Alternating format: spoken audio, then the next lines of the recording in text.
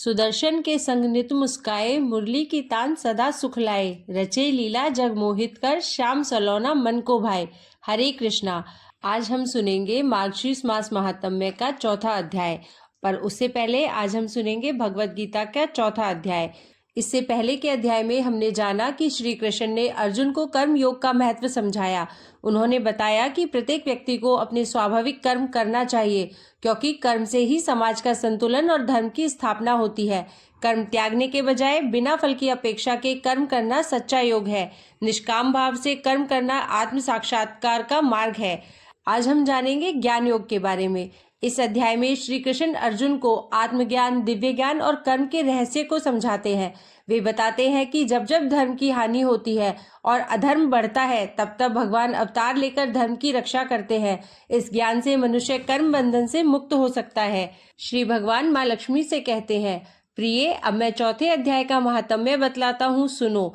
भागीरथी के तट पर वाराणसी नाम की एक पुरी है। वहाँ विश्वनाथ जी के मंदिर में भरत नाम के एक योगनिष्ठ महात्मा रहते थे, जो प्रतिदिन आत्मचिंतन में तत्पर हो आदर पूर्वक गीता के चतुर्थ अध्याय का पाठ किया करते थे।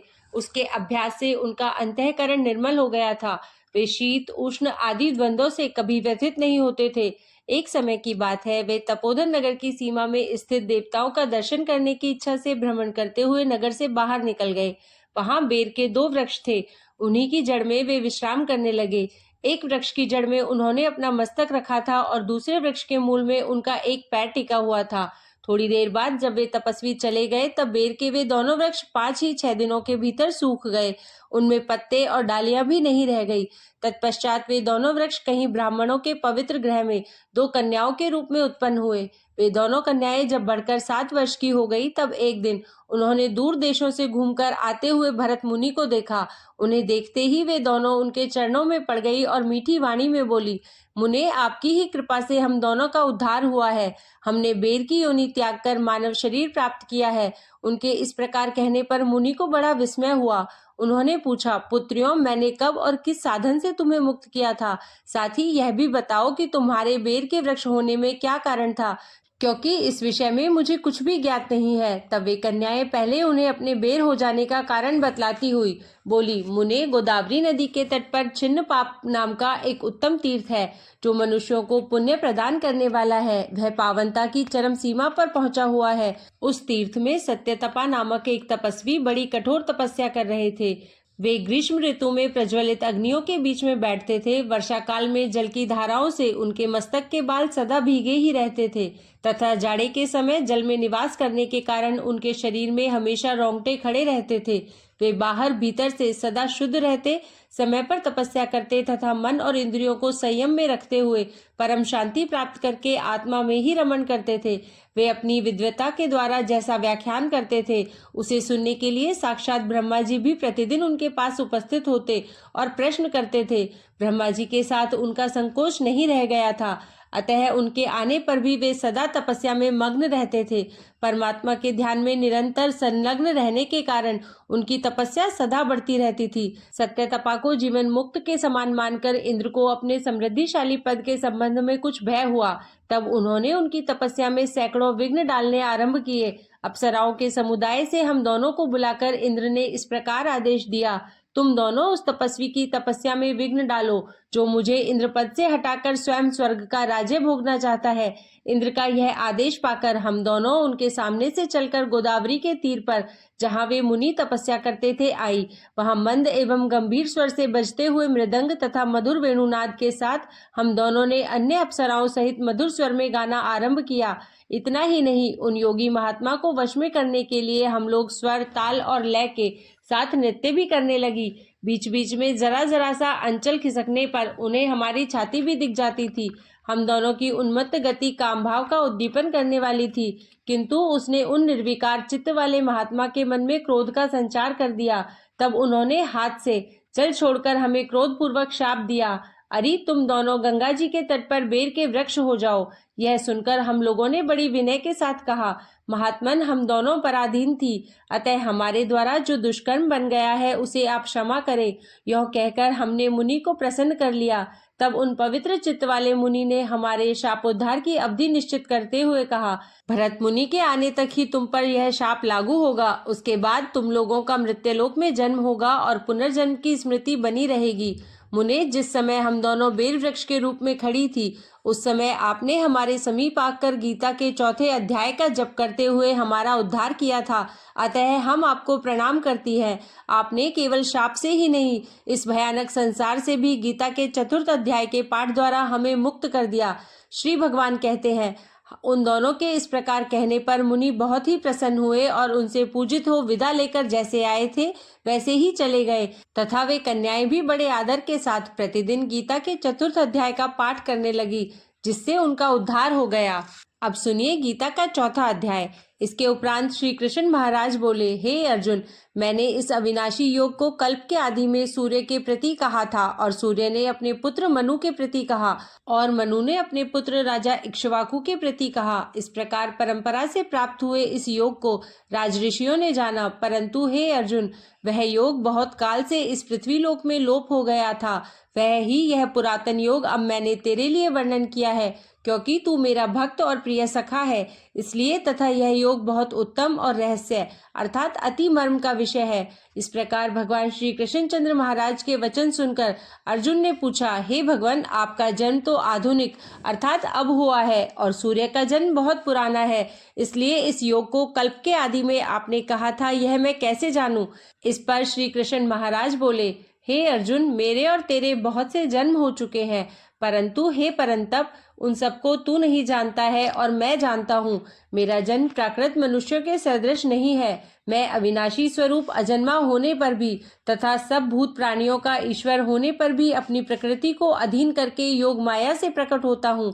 हे भारत, जब जब धर्म की हानि और अधर्म की वृद्धि होती है, तब तब ही मैं अपने रूप को रचता हूँ अर्थात प्रकट करता हूँ, क्योंकि साधु पुरुषों का उद्धार करने के लिए और दूषित कर्म करने वालों का नाश करने के लिए तथा धर्म स्थापन करने के लिए युग युग में प्रकट होता हूँ। इसलिए हे अर्जुन, मेरा वह जन्म और कर्म दिव्य अर्थात अलौकिक है। इस प्रकार जो पुरुष तत्व से जानता है, वह शरीर को त्याग कर फिर जन्म को नहीं प्राप्त होता है, किंतु मुझे ही प्राप्त होता है।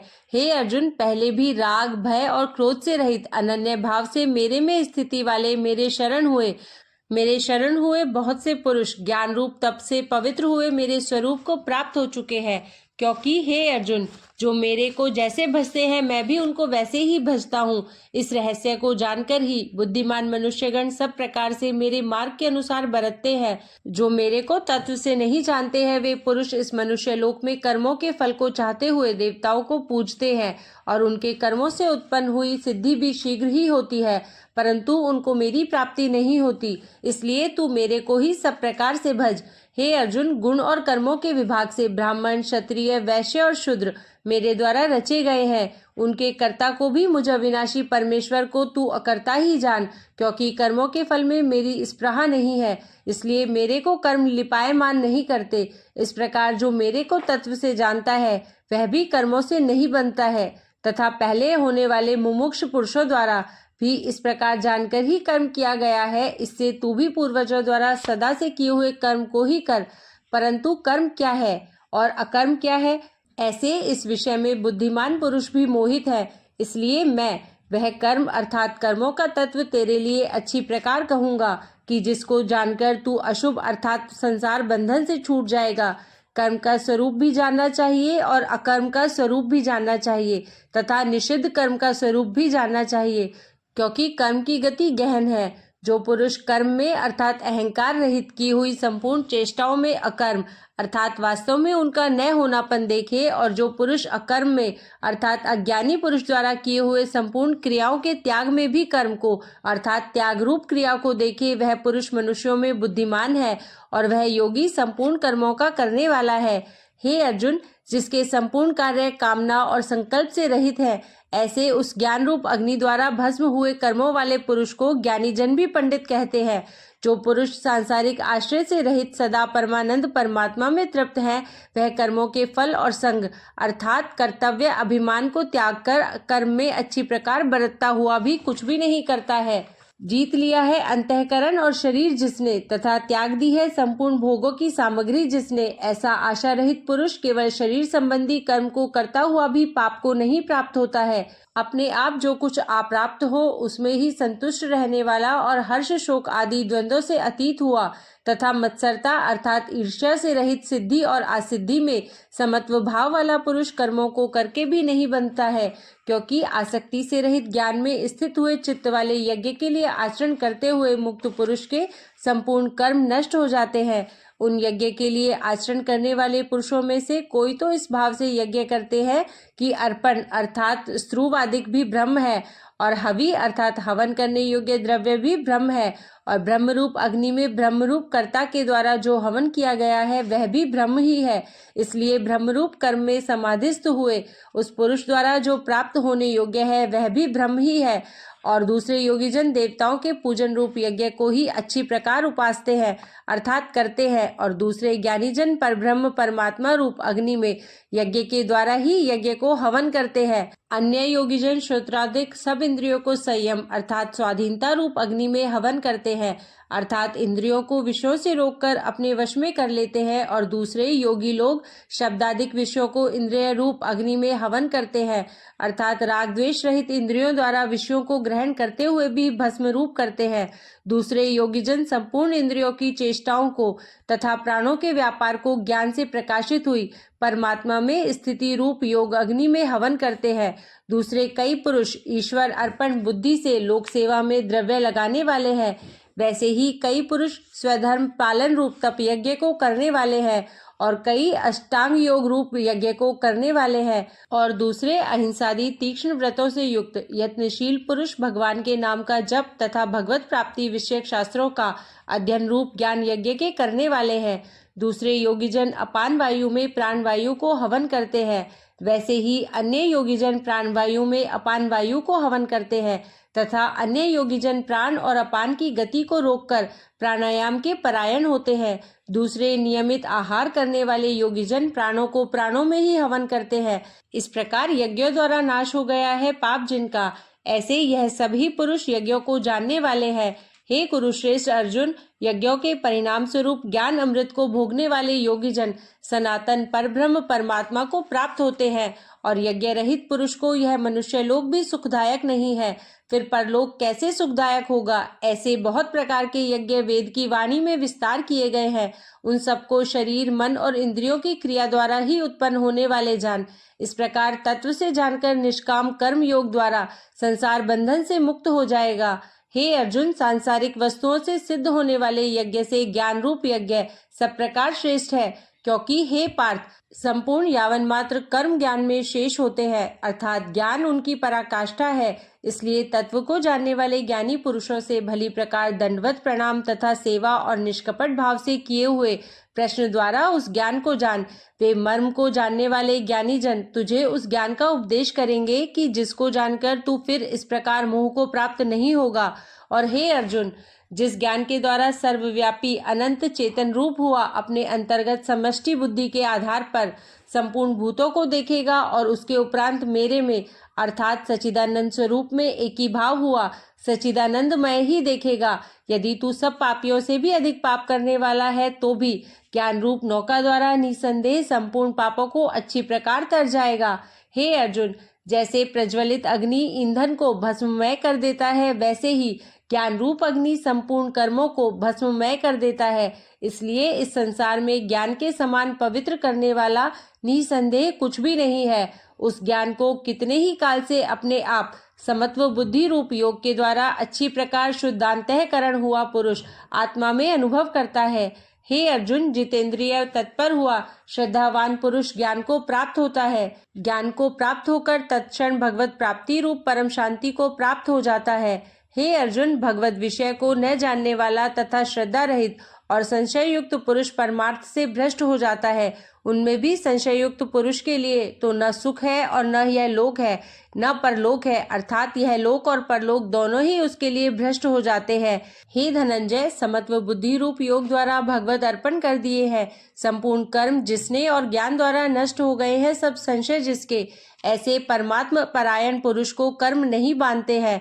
इससे हे भरतवंशी अर्जुन, तू समत्व बुद्धि रूप योग में स्थित हो और अज्ञान से उत्पन्न हुए हृदय में स्थित इस अपने संशय को ज्ञान रूप तलवार द्वारा छेदन करके युद्ध के लिए खड़ा हो। इस प्रकार इस अध्याय में श्री कृष्ण ने अर्जुन को समझाया कि ज्ञान ही सभी कर्मों का शुद्धिकरण करता है। भगवान का अवतार धर्म की स्थापना के लिए होता है और आत्मज्ञान प्राप्त करने से व्यक्ति जन्म मरण के बंधन से मुक्त हो जाता है। अब श्रवण करते हैं अगहन मास का चौथा अध्याय। भगवान श्री कृष्ण जन्म। सूत जी बोले, मुनिवरों, जैसा मैंने बताया वही सब आगे चलकर घटित हुआ। जैसे जैसे देवकी गर्भ धारण करती जाती थी, जैसे जैसे शिशु पैदा होते थे, वैसे वैसे ही कंस उनको एक शिला पर पटक कर उनका वध कर देता था। इस प्रकार देवकी के 6 गर्भ नष्ट हो गए। कालनेमी के 6 पुत्र हिरण्यकश्यपु का शाप पूरा कर मुक्ति प्राप्त कर गए। जब देवकी का 7वां गर्भ आया तो योग माया ने देवकी के गर्भ को रोहिणी के गर्भ में स्थापित कर दिया। तब अर्धरात्रि में ही रजस्वला देवकी का गर्भपात हो गया। वह मूर्छित हो गई। उसको योग माया के इस कार्य का कुछ पता न चला। उसी रात रोहिणी ने पुत्र को जन्मा। रोहिणी पुत्र पाकर हर्षित हो गई। रोहिणी वासुदेव की दूसरी पत्नी थी। उसकी संतानों से कंस को किसी प्रकार का भय न था। कंस ने 7वें गर्भ की खोज की पर कुछ पता न चला। इसी बीच देवकी 8वीं बार गर्भवती हो गई। 8वां गर्भ होने के कारण कंस द्वारा अत्यंत सावधानी के साथ देवकी की देखभाल हो रही थी। कंस ने सारी सुरक्षा कर ली थी। देवकी के 8वें गर्भ में स्वयं भगवान विष्णु आ गए। दूसरी ओर भगवान विष्णु के आदेश अनुसार निद्रा ने यशोदा के गर्भ में प्रवेश किया। इस प्रकार हे मुनिवरों, 8वें माह में यहाँ देवकी ने और वहाँ यशोदा ने क्रमशः एक पुत्र और एक पुत्री को जन्म दिया। भगवान का जन्म होते ही समस्त भूमंडल प्रसन्न हो गया। देवी देवता उनकी आरती उतारने लगे। तब वसुदेव ने भयभीत होकर कहा, हे प्रभु, आपने अलौकिक रूप में मेरे यहाँ जन्म लिया है, पर यह सब कैसे संभाले? कंस मेरी सब संतानें नष्ट कर चुका है। आप अपने रूप को संवरित करें। इस पर भगवान विष्णु ने अपने को संवरित कर लिया। वासुदेव से वह बोले, हे पिताजी, आप कृपा कर मुझे यहाँ से गोपराज नंद के यहाँ ले चलिए। भगवान की इस आज्ञा को पाकर वासुदेव रात में ही यशोदा के घर गए। उन पर किसी प्रकार की रोक टोक न हुई। सर्वत्र निद्रा का गहरा राज व्याप्त था। यशोदा के निवास पर भी यही दशा थी। वह एक बालिका को जन्म देकर सो रही थी। सब सो रहे थे।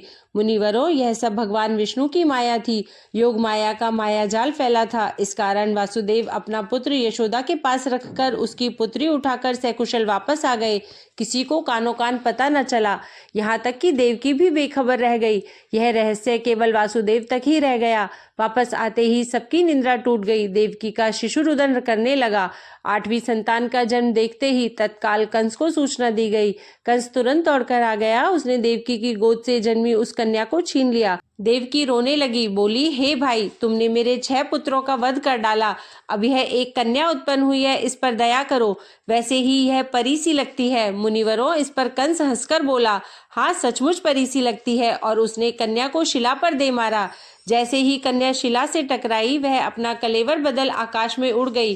कंस अवाक चकित रह गया। निगाहें उठाकर उसने आकाश की ओर देखा। आकाश में उसके केश फैले थे।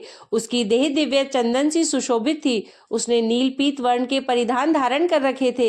हाथी के मस्तक के समान उठे उभरे उसके स्तन थे। उसका मुख चंद्रमा के समान रूपवान था। वह मदिरा पान करती आकाश में उन्मुक्त विचरण कर रही थी। उसने भयानक अट्टहास के साथ क्रोधित होकर कहा, रे कंस, तूने अकारण ही मुझे पृथ्वी पर पटका, पर तेरा काल आएगा और तेरे शत्रु तेरा नाश कर डालेंगे। उस समय तेरी छाती चीरकर मैं तेरा रुधिर पान करूंगी। और इस प्रकार कहकर वह आकाश में विलीन हो गई। कंस भौचक्का रह गया, पर वह अट्टहास करते हुए बोला, मेरा नाश करने वाला उत्पन्न ही नहीं हुआ है। इस प्रकार कहकर कंस वापस अपने भवन में आ गया। नारद की बात पर उसे आश्चर्य हो रहा था। देवकी का 8वां पुत्र उसका वध करेगा। 8वीं संतान तो कन्या हुई। नारद का कथन सच नहीं निकला। वह असमंजस में पड़ गया। क्या उसका वध अन्य व्यक्ति के द्वारा होगा? वह मन ही मन भयभीत हो गया। फिर वह देवकी के पास गया। देवकी के पास जाकर पश्चाताप करने लगा, बोला, मैं बड़ा निष्ठुर हूँ, मैंने अपने प्रियजनों का ही दमन किया है, फिर भी विधाता ने जो भाग्य में लिख दिया है वह होकर रहेगा। हे बहन, उसमें मैं किसी प्रकार का परिवर्तन नहीं कर सकता। हे सती, तुमको दुख त्याग देना चाहिए और मेरे प्रति भी कटुता नहीं रखनी चाहिए, क्योंकि जो कुछ भी मैं कर रहा हूँ वह विधाता के हाथों का खिलौना बनकर कर रहा हूँ। जो होना होता है वह अवश्य होता है, लेकिन दुखद दशा तो यह है कि देव के विधान का मनुष्य स्वयं कर्ता बन जाता है। समय ही मनुष्य का सबसे बड़ा शत्रु है, वही उसका विनाशक भी है। इस कारण तुमको मुझ पर क्रोध नहीं करना चाहिए। हे बहन, मैं पुत्रवत होकर तुम्हारे चरणों में प्रणाम करता हूँ। मैंने तुम्हारा बड़ा उपकार किया है। इस प्रकार कहकर कंस देवकी के चरणों में लौट गया। हे मुनिवरों, कंस को इस प्रकार अपने चरणों में लौटता देखकर देवकी की आंखों में आंसू उमड़ आए। वह अपने पति को विलोक कर एक माँ के द्रवित हृदय से बोली, मैं तुम पर नाराज नहीं हूँ, यह सब काल की माया है, मैं तुमको क्षमा करती हूँ, इसमें तुम्हारा कोई दोष नहीं है। देवकी से इस प्रकार का संतोष पा कंस अंतःपुर में चला गया। देवकी से क्षमा याचना करने के उपरांत भी वह चिंतित उद्विग्न था। मुनिवरों, वासुदेव ने भगवान विष्णु का कृष्ण रूप में जन्म होने से पहले ही अपनी पत्नी रोहिणी को गोपराज नंद के यहाँ भेज दिया था। बाद में उनको पता चला कि रोहिणी ने एक बालक को जन्म दिया है। वह अत्यंत प्रसन्न हुए और जब गोपराज नंद अपना वार्षिक कर देने मथुरा आए तो वासुदेव ने उनसे भेंट की। उनसे निवेदन किया कि रोहिणी पुत्र को वह अपना पुत्रवत माने और उसका नामकरण संस्कार अपने पुत्र, जो वास्तव में वासुदेव का था, के साथ संपन्न करा दे। कंस के कारण वह रोहिणी से उत्पन्न पुत्र का मुख नहीं देख सकते हैं। इस प्रकार वासुदेव का दुख देखकर गोपराज नंद ने उनको धैर्य बंधाया और सब प्रकार से आश्वासन देकर संतुष्ट कर दिया। नंदराज का आश्वासन पाकर वासुदेव को बड़ा संतोष मिला। वह तब जलमार्ग से मथुरा जाते हुए गौब्रज नामक स्थान पर रुक गए। ब्रज बड़ी सुंदर और मनोरम भूमि थी। वहां के गोप गोपियों की शोभा देखते ही बनती थी, अतएव गोपराज नंद का मन रम गया। इसके साथ साथ वहां के तमाम गोप गोपियों ने उनसे रुकने का भी निवेदन किया था। उत्तम स्थान देखकर गोपराज नंद वहीं वास करने लगे। यहीं पर दोनों पुत्रों का नामकरण संस्कार भी किया गया। बड़े पुत्र का नाम संकर्षण और छोटे का नाम कृष्ण रखा। इस प्रकार नंद सुखपूर्वक वहां पर वास करने लगे। इस प्रकार यह अगहन मास का कृष्ण जन्म नामक अध्याय यहीं समाप्त हुआ। अब सुनिए श्री कृष्ण चालीसा। बंशी शोभित कर मधुर, नील जलद तन श्याम, अरुण अधर जनु बिंब फल, नयन कमल अभिराम, पूर्ण इंद्र अरविंद मुख, पीतांबर शुभ साज, जय मनमोहन मदन छवि, कृष्ण चंद्र महाराज। जय यदुनंदन जय जगवंदन, जय वसुदेव देव की नंदन, जय यशोदा सुत नंद दुलारे, जय प्रभु भक्तन के दृग तारे। जय नट नागर नाग नथैया, कृष्ण कन्हैया धेनु चरैया, पुनि नख पर प्रभु गिरवर धारो, आओ दीनन कष्ट निवारो। वंशी मधुर अधर तरि तेरो, होवे पूर्ण विनय यह मेरो।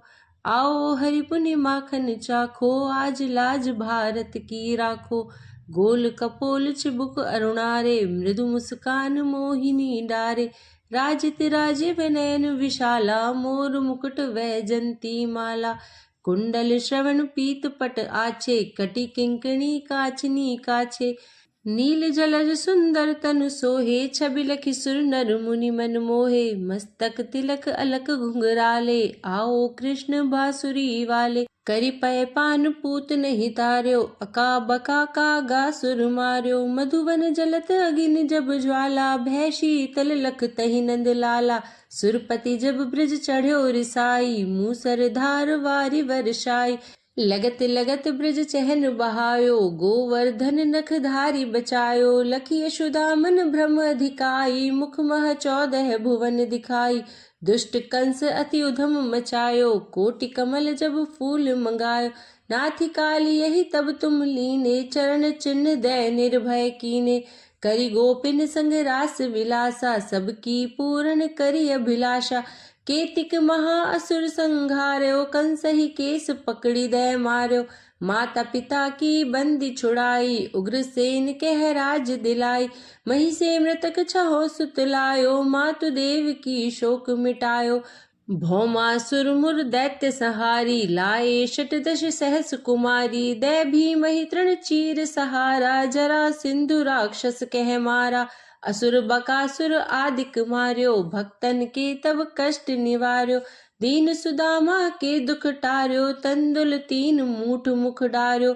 प्रेम के साग विदुर घर मांगे, दुर्योधन के मेवा त्यागे।